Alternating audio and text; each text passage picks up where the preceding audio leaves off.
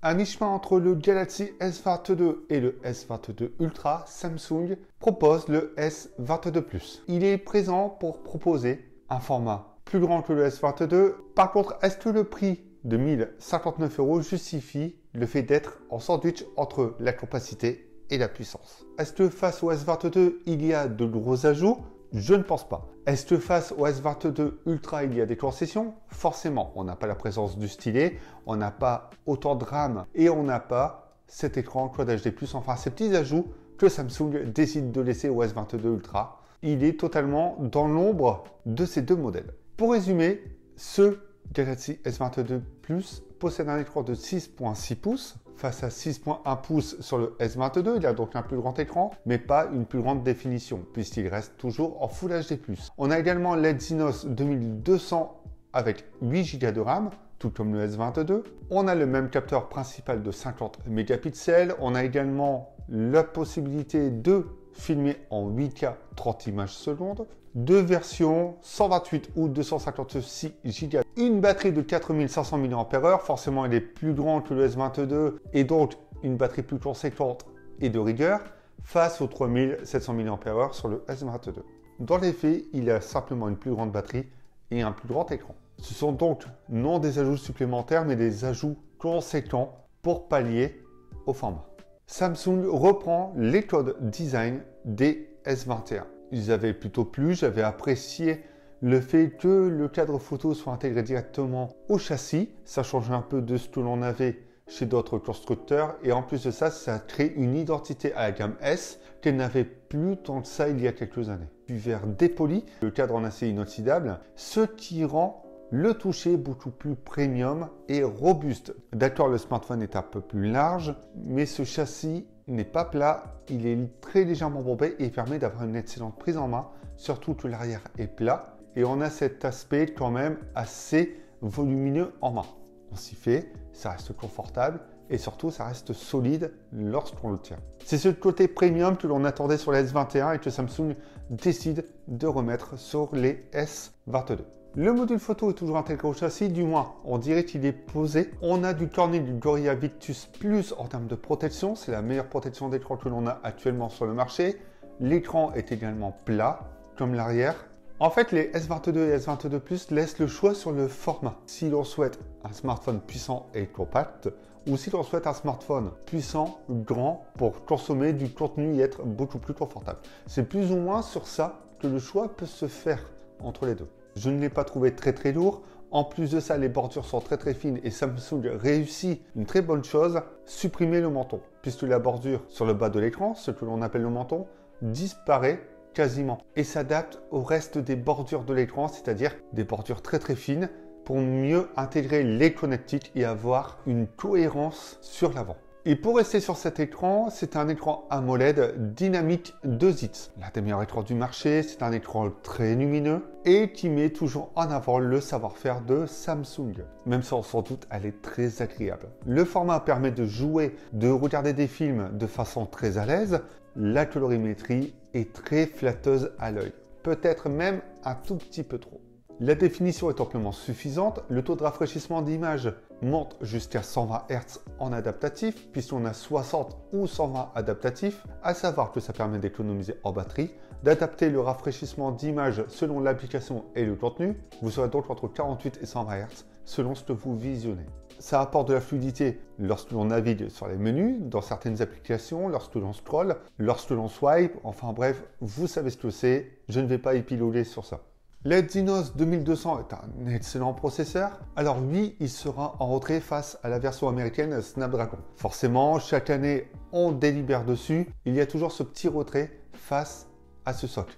En sachant que aux États-Unis, la version Snapdragon est commercialisée pour mettre en avant justement le Snapdragon et pas forcément l'Exynos. C'est pour ça qu'on l'a en Europe, mais on n'est pas là pour déblater sur ce sujet, même si ça pourrait être intéressant. Dans les faits, il est puissant pour tout faire tourner. Il n'y a aucun problème dessus. Naviguer, réseaux sociaux, jouer, il n'y a aucune latence et vous devriez être satisfait de la puissance qu'apporte CS22. Et c'est tout simplement ce que l'on attend d'un smartphone très haut de gamme. Je vais simplifier la chose pour une utilisation quotidienne, qu'elle soit simple ou poussée, ce sera au-dessus de vos attentes. Je pense qu'on devrait tous avoir les mêmes smartphones et les mêmes composants selon les continents auxquels ils sont commercialisés ou laisser le choix. Ce n'est que mon avis. Le seul point où sera en retrait ce S22, c'est sur la partie graphique. Mais bon, on n'est pas censé passer son temps à jouer sur un smartphone. Côté interface, on a One UI 4.1. One UI qui est l'une des meilleures surcouches du marché sur Android. Elle est un peu plus personnalisable grâce à Android 12 et la palette de couleurs. Elle reste fluide, réactive. Cette surcouche est au top. Par contre, les animations, j'ai trouvé ça fluide, mais avec un visuel qui ne le rend pas vraiment. C'est un poil dommage, ça aurait rendu l'expérience visuelle au summum de ce que peut apporter Samsung sur One UI. La batterie, 4500 mAh, pas mal du tout. Je m'attendais à bien pire que ça et au final, on arrive à tenir la journée. Je l'ai laissé en rafraîchissement d'image adaptatif, donc jusqu'à 120 Hz. J'ai pris plusieurs photos sur une journée. J'ai fait des vidéos, j'ai joué un petit peu, j'étais sur les réseaux sociaux, etc. Enfin bref, j'ai pu terminer ma journée en le poussant. Si vous êtes beaucoup plus gourmand, vous devriez être chargé en fin de journée. Si vous n'êtes pas gourmand du tout, vous passerez la journée. Ce S22 Plus se charge avec le chargeur Samsung 45 watts. Ça fait plaisir, c'est mieux que les 25 sur le S22. Pour la photo, 3 capteurs, 50 mégapixels grand angle. Second capteur, 10 mégapixels zoom x3 et dernier capteur, 12 mégapixels ultra grand angle. Vous aurez d'excellentes photos de jour comme de nuit. Le capteur principal s'en tire vraiment bien. De jour, il n'y a rien à dire. C'est excellent, la plage dynamique, le piqué, tout est présent sans être trop saturé ou trop contrasté comme le faisait auparavant Samsung. Et le mode 50 mégapixels vous permettra de récupérer du détail et une meilleure entrée de lumière grâce au pixel binding. Les clichés ne sont pas trop dénaturés et l'ambiance de scène totalement respectée. Même chose pour l'ultra grand angle, qui prend d'excellents clichés, il n'y a pas trop de distorsion visible. On a ce rapprochement de colorimétrie face au capteur principal. On a donc une cohérence entre ces trois capteurs même lorsque l'on bascule de l'un à l'autre pour prendre un cliché. Après, sur le x3, j'aurais aimé voir un x10 optique pour pouvoir zoomer plus encore et avoir de meilleurs détails. La photo portrait est top également, même si j'ai remarqué qu'il y avait parfois quelques petits détails qui étaient rognés par le flou, comme certaines mèches de cheveux. Mais le flou est naturel et il est sympa à l'œil. Samsung met en avant la nightographie, donc la photo de nuit. Je n'ai pas été déçu du tout, puisque le mode nuit fonctionne sur les trois capteurs. La petite chose, c'est que la colorimétrie sera différente selon les trois capteurs. Ça apportera une ambiance un peu différente, une entrée de lumière différente. Le capteur principal n'apportera pas trop d'effets jaunâtres, n'absorbera pas trop les lumières d'ambiance extérieure pour les refléter. La vidéo en 8K est très bien stabilisée. On sent quand même quelques petites vibrations à partir de 1059 €. Il y a beaucoup de choses intéressantes sur ce Galaxy S22, que ce soit sur les finitions et sur l'expérience apportée. Et si vous hésitez entre le S22 et le S22 Plus, sachez qu'il n'y a que le confort d'utilisation qui change.